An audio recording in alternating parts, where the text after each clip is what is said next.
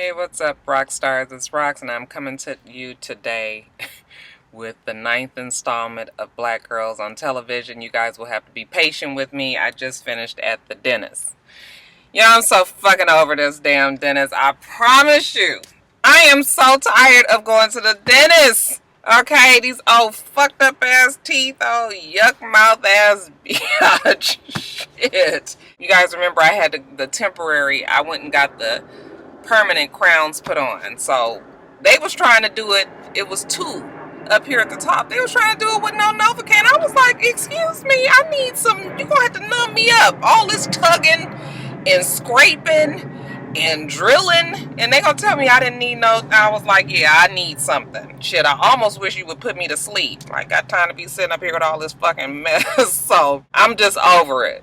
I'm over it today. So we gonna do this video, but this is really gonna be a really condensed version, and we truly just talking about it because I didn't even I like to write out what I'm gonna say, and I ain't even did that. I got my notes here. We gonna make it do what it do. But yeah, can y'all tell it's just a little bit of stroked it right about in the right in here somewhere. And he says that it ain't gonna be sensitive. I'm real worried that it's gonna be sensitive tonight. Like I don't like teeth problems. I don't want nothing in my mouth hurting. I want to go to sleep. I want to be able to eat, all of that. So anyway, yeah, you guys, let's get to these reviews, discussions, shall we? Shit, Empire happened so long ago, I feel like I don't even really remember what happened. Okay, the show opened, I remember. The FBI is raiding the office. And not only are they raiding their offices and taking all the stuff out of there, they also went to Cookie's, the Lyons dynasty, took shit from there to evidence from there that I guess they are trying to build up this case against Lucius. So once the feds come down there and shake up Empire, they got all the damn employees all nervous. You guys know the investor, the white lady, Marissa Tomei, what's her name, the character's name. She ain't used to rolling like this. She's having a board meeting with the employees, and Lucius comes in and he's like, hey, don't even worry about it. This is nothing, okay? This is gonna make us have street cred. We OGs now. I was just like, okay, well, I guess. Because all this shit is happening, they ain't got no choice but for the family to come back together. So it's, it's the Lyons dynasty over here, it's the Empire over there, and they are trying to figure out, like, what the deal is. Or maybe New York Undercover has finally gave, Roxanne Ford some information. Well, Andre knows that that's not the case because Andre knows that he and his wife killed New York Undercover last season. So let me tell you something. Andre is going to be a problem this season. We already know that the mental, all the connections ain't there. His nerves bad. Brother man trying to get back to the Empire. Lucius is giving them damn blues. And now he knows that, he killed his uncle New York Undercover. And it's about to give him a bad time. You guys are so strange. Like, my nose is numb, but it feel like it's itching. But it's like I can't get to where the itch is. So every time I keep reaching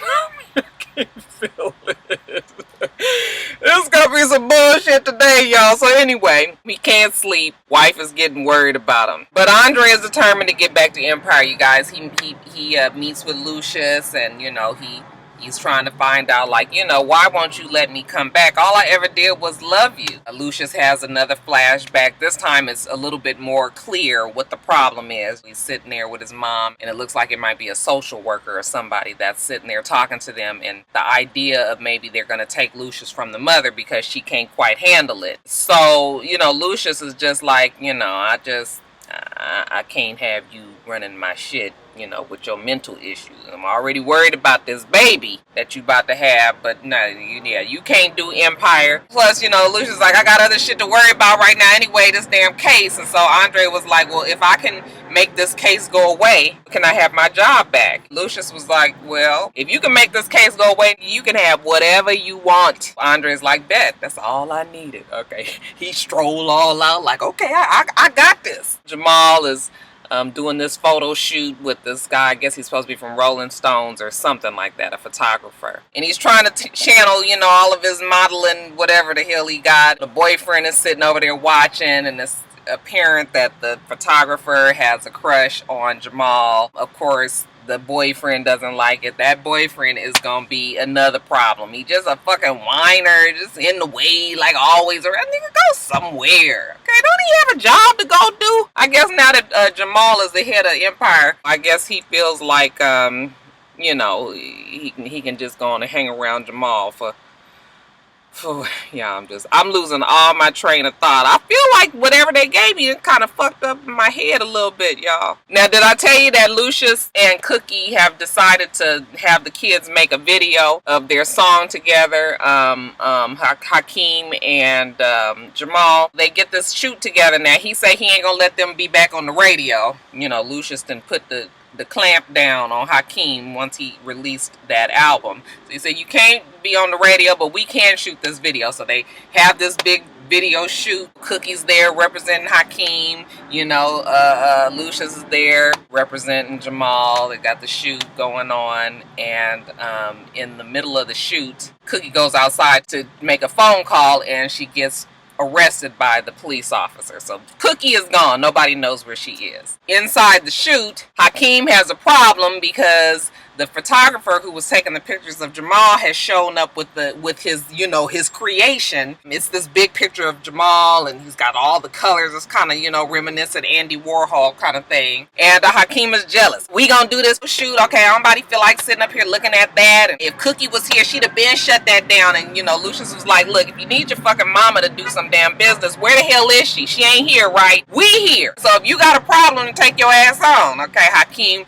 the brat that he is, he gets a brick or some shit and he throws it through the picture. Jamal is just sitting there looking at him. I said, let me tell you something. I'd have fucked him up right on spot. We already know that Jamal can fight. He ain't scared. So for him to just stand there and look at Hakeem, I said, that nigga that got the damn beat down in his life right there. Okay, yeah, they go and do the video, but it wouldn't have been no videoing. It wouldn't have been nothing. Even though they did start fighting during the video, I wouldn't have even been able to contain my damn anger at the nigga just because I was mad when he threw the brick through the thing on the TV. Okay, me. So I was just like, yeah, I'd have beat his ass. So I told you guys that Cookie had got arrested. Well, it was for some old bogus shit. Okay, her assistant Portia had given Cookie's name when she was jumping the pay booth to get onto the subway or something like that. So they knew that it was bullshit. But anyway, Roxanne Ford wanted to pull her down there just so she can try to get her to snitch on Lucius. Well, to make a long story short, you know, after she talks to Roxanne and Roxanne was telling her, like, you know, we gonna get you, you ain't going nowhere unless you come up off some goods. Roxanne gave her a little time to think about it, and while she's sitting there, she's just remembering how horrible jail was, and she's crying when she had like a nervous breakdown, and she was just like, I cannot come back to this place. So she gets Roxanne Ford back in there, and she gives her some old bullshit story about how she don't know if Lucius killed Bunky or not, but she does know that Lucius and Bunky was arguing about this purchase of this radio station. That's Apex. That's the station that Lucius is trying to acquire. So she sends Roxanne off on this whole wild goose chase. It's gonna hold up the purchase of that radio station, and that will free it up so that Hakeem can get back on the radio. Roxanne lets her go. Of course, she goes back trying to get to the video shoot to see if they there. They ain't there no more. So it looks like we're going to get Hakeem's music back on the radio. I did tell you that Anika was trying to get back in with Lion Dynasty. It looked like at first Cookie might consider it, but then, you know, of course, in the end, they have Anika kind of groveling to Cookie. I don't like how they doing Anika's character. Kind of groveling to Cookie, and Cookie still tells her, hell no, bitch, you ain't coming back to Lion Dynasty, and walks off. Okay, so yeah, I'm that little part is bothering me. But anyway, let's get back to Andre. So Andre, I'm telling you, he's feeling, you know, nervous about this whole body thing. He tells his wife that he wants to dig him up because he's been talking to God, and you know, God has told him that he needs to get the body up out the ground. The wife is looking like, Lord, not you've been talking to God. She's trying to be the supportive wife, okay, but she worried that the man fixing to go off the deep end, okay. He's getting ready to go down to they done buried him somewhere. He about to go, and she comes knocking on the window like, okay, I'm gonna come with you. So he's like, okay, that's my ride or die. So they ride out to the middle of nowhere, wherever it is, look like it's in some woods somewhere. They get out there and get to shoveling up and look like they done dug a damn big 6-foot ass grave. Then they realize that, you know, the thing that was supposed to get them to remember where they buried the body was the tree had a hole in it. Well, then they start looking around and see that all the goddamn trees have holes in it. So they don't know where the damn body is. She's just like about to have a fucking nervous breakdown, like, oh my god, we are out here in the middle of the night. It's like 4 o'clock in the morning and the damn sun is about to come up soon. We have got to get this shit back in the ground and let's just forget it. Andre is looking like, damn, that's not what I want to do. But he finally says, okay. They about to shovel the shit back into the damn hole, and a car starts to pull up. I just knew it was damn police, but it's not the police. Who do you think it would be but Lucius, you guys? I tell you, Lucius is omnipotent. It's Lucius and his damn lawyer. Andre is like, how did you know where I was? And Lucius was like, I put the GPS tracker on your phone and I knew it was something when you told me, you know, you can make the case go away. And then I realized that you was out here. So you killed your uncle? Andre was just like, well, you know, Dad, I'm trying to get this shit together. Rhonda says, I killed him. I hit him over the head with the candelabra. Lucius is like, son, you saved my life. So, of course, he's all turned around now. Like, okay. So in the meantime, the goddamn lawyer over there, this nigga got the coin finder, except it's for the bodies. Okay, so the nigga's just, he rolling the thing over the grounds trying to figure out where this goddamn body is. Rhonda's like, so you just have one of those in your car? I was glad she said it because I said the same thing to my husband. Like, he just rolling around with that? They find the body, dig the body up, put it in the trunk. Then Andre decides that he needs to have a few words. So, you know, then that's when he starts to, you know, apologize to his uncle for killing him and doing what he did, and he's sorry and all that. I said, like I said, you guys, Andre is going to be a problem because Andre's convictions are going to give him issue. He's all in the church and he's talking to God, but you know he ain't real right in the head. So the way that he perceives and understands things might not necessarily be reality. Lucius, once Andre says his few words and Lucius says his few words, which is like, you rotten hell, you know, I hope you go to hell, or whatever he says. And then at the end of the movie, Roxanne Ford is getting in her car. She's at home, she's getting in her car, and as soon as she closes the door, she looks over at the passenger side, and it's the dead body just sitting there.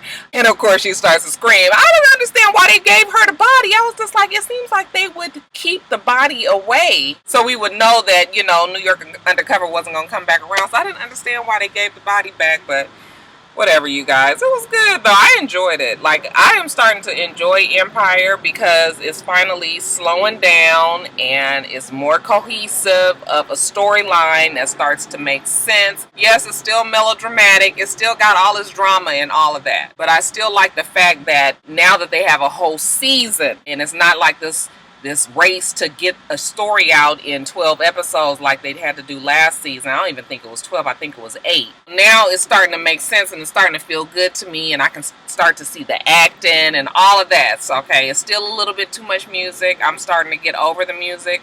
Like, they don't have to have all that as much. I'm more interested in the story. But yeah, I was cool with it, you guys. How did you guys like it? Did you enjoy it?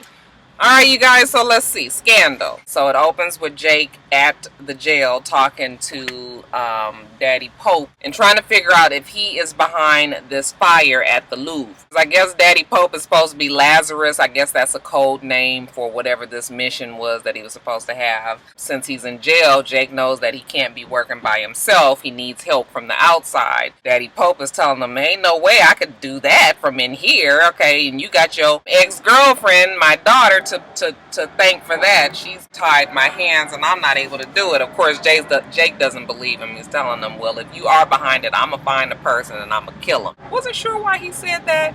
Y'all let me know why he said that. Eli is just like, fine, baby, happy hunting. Whatever you gotta do. So since Jake is trying to do his investigation behind this fire, he goes and hooks back up with Charlie. You guys remember Charlie from B613. They go out to France, I believe it is, and they're trying to go underground and try to meet with these, people who steal artwork and maybe try to get an idea of who who might have, you know, started this fire. Charlie is telling them about this woman that he's going to be working with, and, you know, when Jake stands up to meet her, he turns around and they look at each other. It's obvious that they've known each other. Well, it turns out that, honey, Jake and this lady used to be married. They was both spies back in the day. Evidently, they were supposed to be leaving together. I guess the job had been went wrong or something. They were supposed to be leaving together. He was waiting for her at Grand Central Station.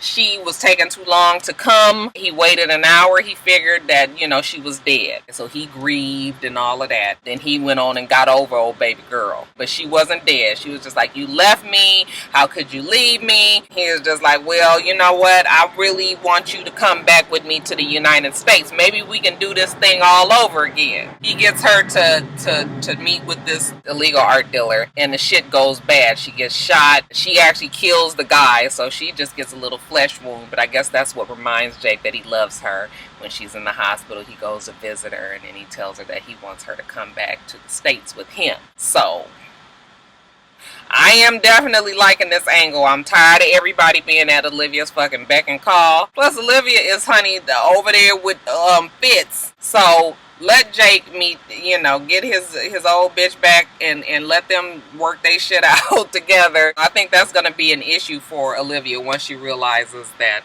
you know, the man that's always coming to her rescue is not as available. So that's Jake's whole little storyline going on. Back in the United States, it's a CNN-like television show that is doing an expose on Olivia.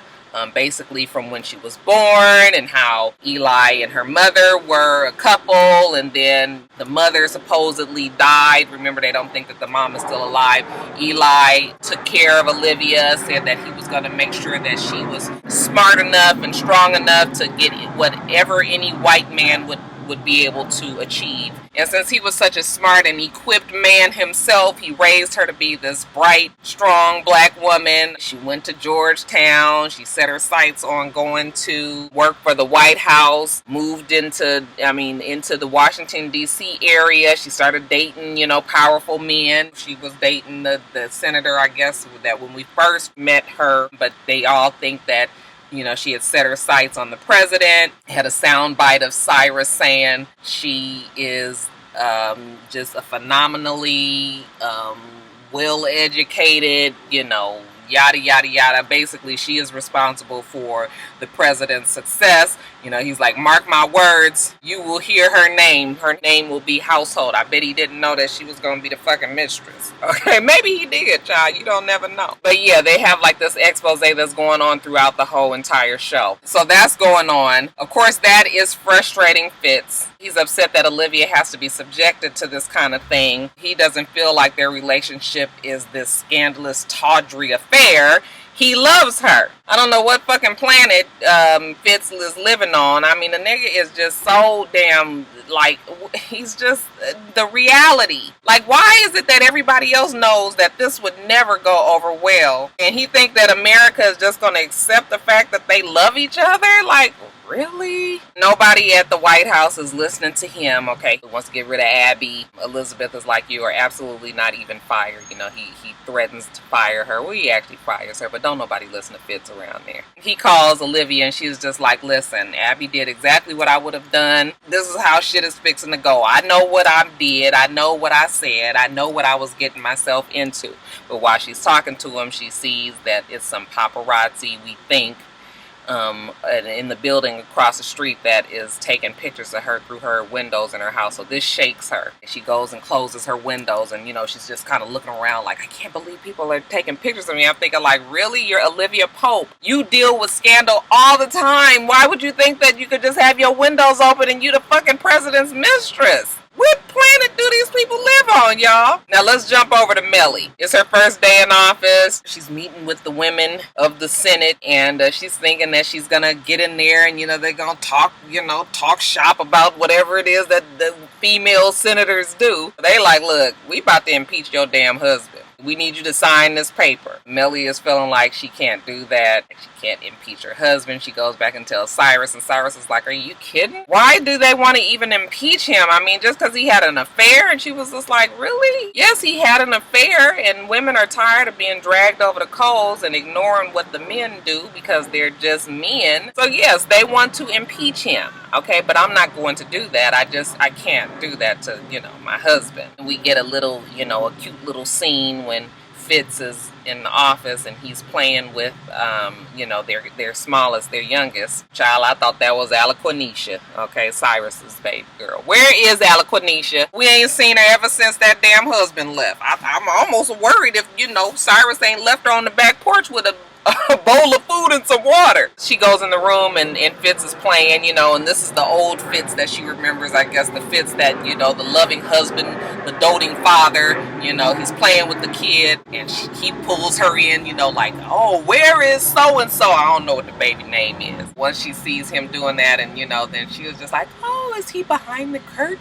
So this was a little fun bonding moment that they ain't had in 100 years. And once that happens, she just walks up to him and they grab each other's hand and she was just like, I don't want to fight anymore. If you don't hurt me, I won't hurt you. So that was the agreement that they had in there. Now I want you to remember the agreement. Now let's skip over to Quinn and the gladiators. They done brought in this new black guy. Remember the guy Marcus, the one that was part of the situation in the neighborhood that the police had then shot the boy and the father had put his chair over the dead son and sat there. Remember, he was the one in the audience in the neighborhood that was getting everybody all riled up. Okay, well, Quinn goes and gives her Harrison speech about how he should be a gladiator, and he tell her hell no, he don't want to be no damn gladiator. Y'all shifty, y'all shady, y'all damn bosses out there fucking the president. Y'all got all kind of problems right now. No, I don't need it. But after he thinks about it, he realizes that, yeah, you know what, he could take the job. Hell, he could take the money. They hire him on at Pope, and they go on like this media blitz where they are basically trying to turn around the views of America on Olivia. Okay, so they're going on all the different shows. They're using all these buzzwords,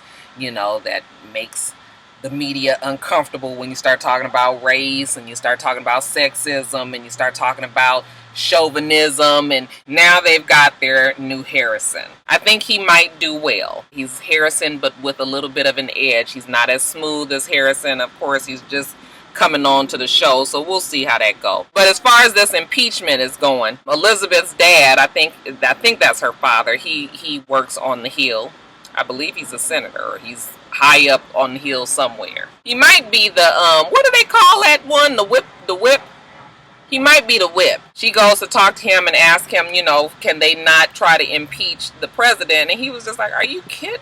Hey, no way. Okay, he had that bitch up there with national secrets and she's in the White House and she had access to all this. Absolutely not. Okay, he's at least got the answer to us. So you tell him he can either get impeached or he come on up to the Hill and we will talk about it then. Okay, so they finally convince Fitz that he needs to talk to this man, because if not, there's going to be a special counsel. David won't have any control over it, and they are going to run Fitz and Olivia into the dirt. He's like, and that ain't what you want, so meet with them. So Fitz does meet with them, and it turns out to be a disaster. Okay, they want two very large bills that they had worked on to be, I guess, rescinded. So one was the Brandon bill, and the other one was equal pay. Fitz doesn't want to give it up. They compromise on equal pay, but the Brandon bill, you're gonna have to come up off of that because the police have problems with it. I think the Brandon bill, what was the Brandon bill? Was that his son's bill? Not quite sure what the Brandon bill was. I don't remember. That was a big bill for Fitz. They want him to bring it, to pull it back. So he wanted to talk to Olivia about it, but honey, Olivia over there on the internet, stressing her own damn self out. Okay, trying to see about how much all of America can't stand her and how all the men want to rape her and kill her and do all these horrible things to her. And she's just like, I wonder if they knew that I had been kidnapped and I had been suffering and that I've done this and that I've done that, would they still have this disrespect for me and want to rape me and kill me? Girl, yes, they don't care. Okay, again, what world do you live in? I really don't know which one. In the meantime, Cyrus sees that Mellie is bending on this whole impeachment thing, and he's mad about it. Okay, he knows that she's not going to do it. And she was just like, Cyrus, you've really got to learn how to move on. I mean, if I can get over the shit that Fitz has done to me, I don't understand why you can't. And he was just like, let me tell you something. This is when Cyrus went into this whole nother something else. He was like, your son is dead and in the ground. My son is down the hall. I can't go talk to him. I can't help him. I love him. I would die for him. But he doesn't want to be bothered with me. He doesn't listen to me. So I have to sit here and I have to suffer knowing that my son is just a couple of inches away from me and I can't do nothing. You don't have to worry about your son. Uh-oh, the police. Why are the police over there?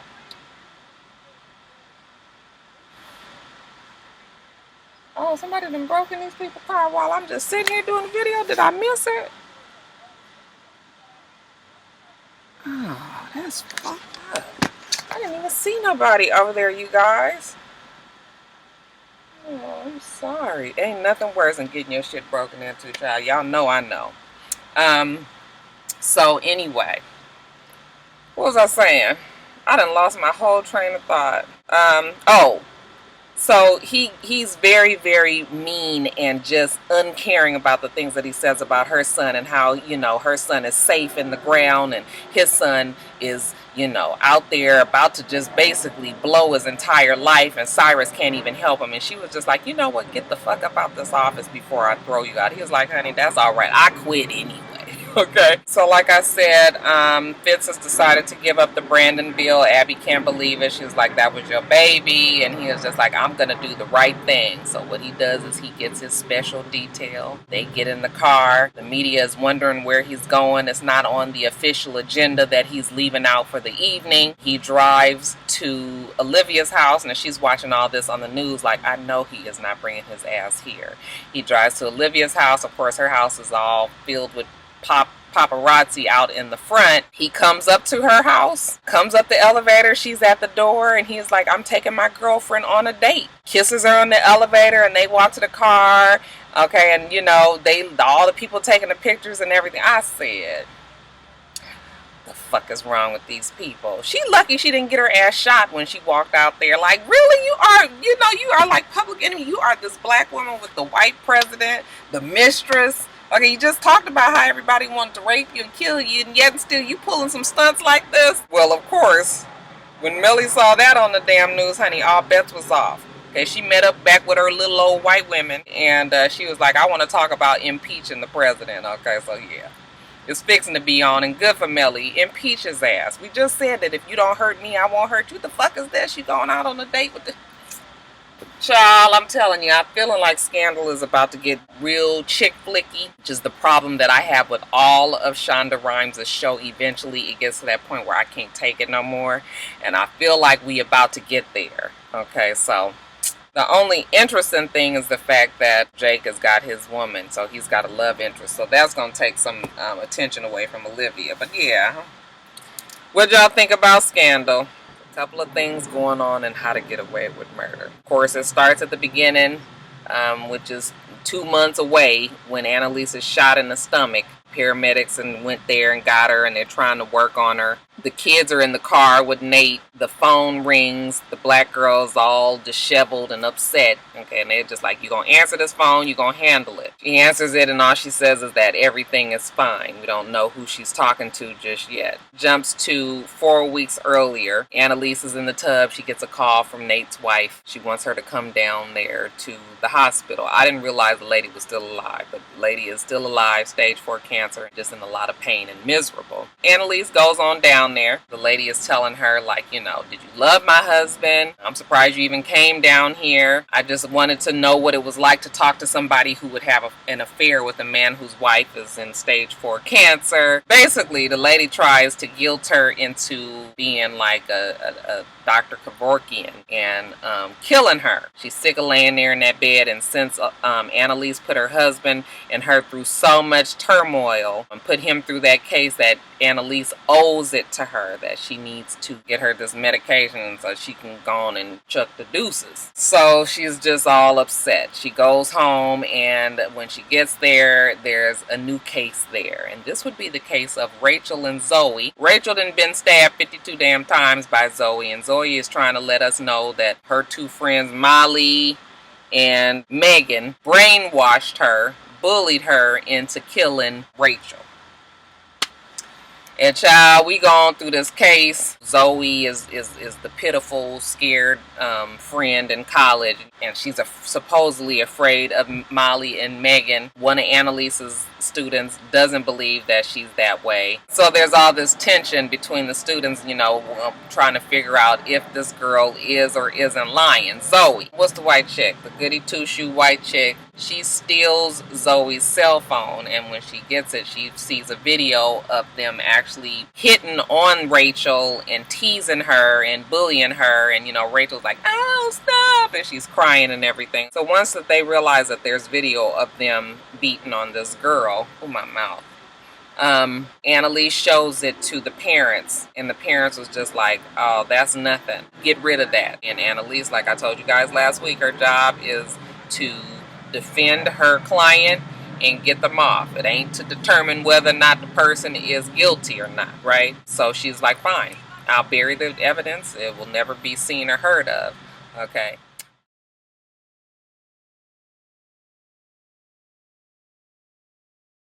They get back to court, and there's no mention of this video from Annalise. However, the prosecution have the damn video. It was supposed to be also on one of Molly or Megan's phones. So while the prosecutor passes it over to Annalise, and Annalise is questioning Molly or Megan, whichever one it is, and trying to get them tripped up on whether or not they were the ones that was really bullying Zoe and Rachel, and that Zoe was afraid of them. Then, honey, Zoe goes off the deep end and jumps up and was just like, you bitches, without me being there, you wouldn't have been nothing, and you gonna be next, bitches, and you just wait and see. When I get out of here, I'm gonna fuck you. She says she's gonna fuck them up too. So yeah, Zoe just admitted that she did kill the damn best friend, 52 damn stabs. Goes out, the parents is looking at her like, what the hell is wrong with you? She's telling the parents she hate them, she hate Annalise, everything. So yeah, Zoe got a problem. So honey, Zoe gone, she going to jail. But Annalise is pissed about it, okay, because she knows they were the only ones that had that video. So then she confronts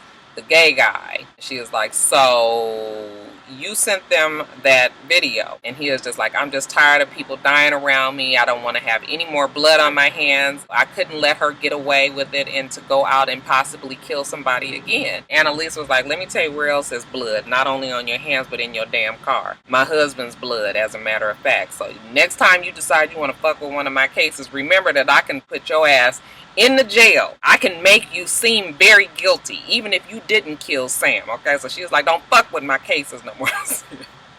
Bitch, you better not fuck with her cases no more. I know that damn much. Also, let's see what else. Asher. We find out that Asher is turning kind of like state's evidence or whatever you want to call it, and he is actually working out a deal with the prosecution to give himself immunity, but he's kind of trying to turn in Annalise because he thinks that Annalise killed Sam. He don't know that all his classmates was involved in that whole thing, and Annalise was just trying to cover it up for them. Bonnie then figured out that, you know, because he's been so secretive and out of pocket and they can't never reach him, that, you know, something was going on, and now she realizes that he is working with the prosecution. So she tells him that no, Annalise didn't kill Sam. She killed Sam. Did I call him Sam earlier or Frank? I meant Sam if I said Frank. Now Asher's just looking like, oh my God, I fucked up. Yeah, you fucked up a lot. And then the black girl. We know that she's seeing Rebecca's foster brother. Once Wes figures out that they're still seeing each other, he's pissed off. He goes to find the guy, and he was just like, I thought I told you to stay away from Michaela. And he was just like, no, I'm not doing that because I need to find out who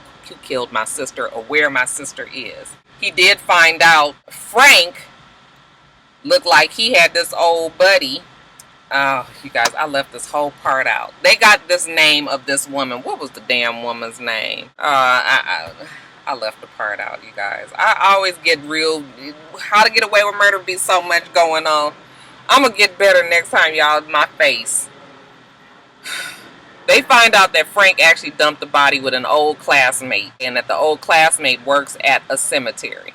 Okay, so Wes, with this new information, goes to tell Nate, And Nate was like, why are you even working with somebody? Like, you shouldn't even be talking to anybody. You fucking up this case. It was just supposed to be you and I that was trying to figure out what was going on with Annalise, and now you trying to bring somebody else in. While they out in the parking lot, Annalise, who is leaving out the hospital, she sees them. Now, why is she at the hospital? Okay, well, she went on ahead and got these pills. She asked Frank to get some pills for her, and he does. Okay, and I guess she's trying to decide if she's gonna go on up there and kill the wife. When she goes to the hospital and she's talking to the wife, and she realizes, like, even though a lot of people probably think that I don't deserve to be alive, I am not the person that you think that I am.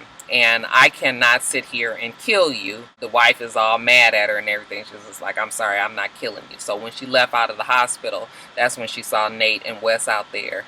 And she's looking like, what the hell? Why are they even meeting up and talking? But I was talking about Michaela, wasn't I? Annalise has her out there to question the couple, the black guy and the Asian girl. Of course, when she sees the black guy, it looks like automatically she has like this instant crush on him. He is very, very fine. A little bit too thin for my taste. Like him to bulk up a little bit. But yeah, he is a very, very, very good-looking black man, okay? So Michaela got her eye on him, but she's questioning them. She's trying to get them ready for, what line of questioning that the other side might ask him. He's real touchy about his relationship with the girl. She asked if they slept together. He actually said they slept together.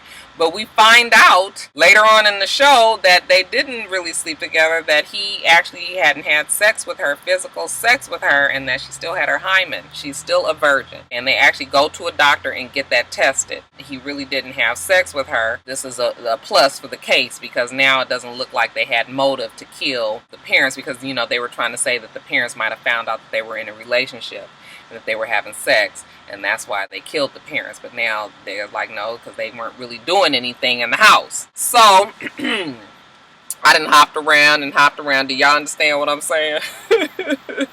Then, of course, at the end of the show, it springs back to the future. Annalise's shot, okay? And remember I told you the phone rings and Michaela was in the car with everybody. Well, she evidently gets out the car and she walks into this building and she goes into an apartment room. And when she opens the door, it's the black guy, okay? Now, we don't know why she's going to see the black guy in the apartment, but judging from her seeming to really like him, looks like Michaela and the black guy done hooked up some kind of way. When he looks at her, he says, how is everything? And she says, everything is good. Okay, so we don't know what none of that meant. I feel like that was a real confusing little review, huh? It was just a discussion, you guys. I swear next week I'm going to get better. I'm going to write everything out. I ain't going to be done came from the dentist. My mouth ain't going to feel strange. I ain't going to be starving, hungry. I'm not going to be hot. It's not going to be 6 o'clock in the evening. Y'all just give me a pass on this one. Y'all probably going to give me thumbs down. But anyway, still love How to Get Away with Murder. Still love How to Get Away with Murder. I feel so off, you guys. Let me get off of here. You guys remember to rate, comment, and subscribe to the channel. He is so tiny. With his muscle shirt and he look like he all of 4'11", child. He look a mess. I ain't even gonna put the camera on him. Make sure that you rate, comment, and subscribe to the channel. I'm itsrox. The channel is for itsrox. Everything else I do will be in the bottom bar. Alright. So I hope that you have a wonderful, wonderful rest of your day, and I plan on doing the same. Until next time, Roxstars. Bye.